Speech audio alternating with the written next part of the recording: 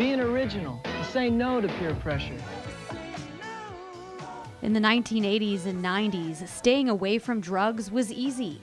All you had to do was just say no. And while many of the ads are memorable, researchers say they didn't work, and in some cases, scare tactics to keep kids away from crack cocaine and heroin may have caused an adverse effect.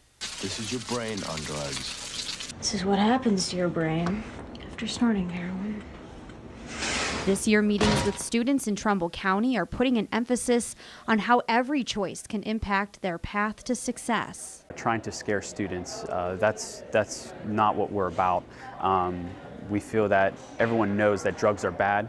We feel that they already know they should say no to drugs, but this is by no means a softer approach. Tags Villanueva is preaching leadership and achieving goals and how all of it can easily end with using drugs. We're talking about being successful, how to be leaders out there, and how to make healthy decisions.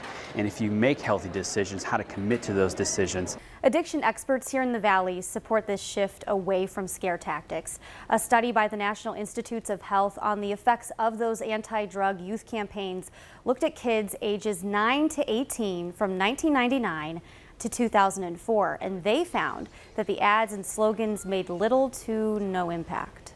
Many of those drug ads were targeted to say, don't try drugs or else you'll die, or else, a very bad consequence would happen. So all it really took was somebody trying a drug once to negate that.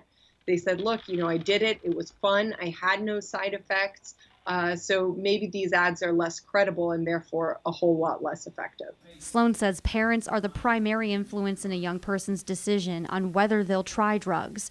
She suggests leading by example by not using and by locking up the medicine cabinet at home to signal that joining the opioid epidemic is a deadly decision that could end any dreams of reaching success.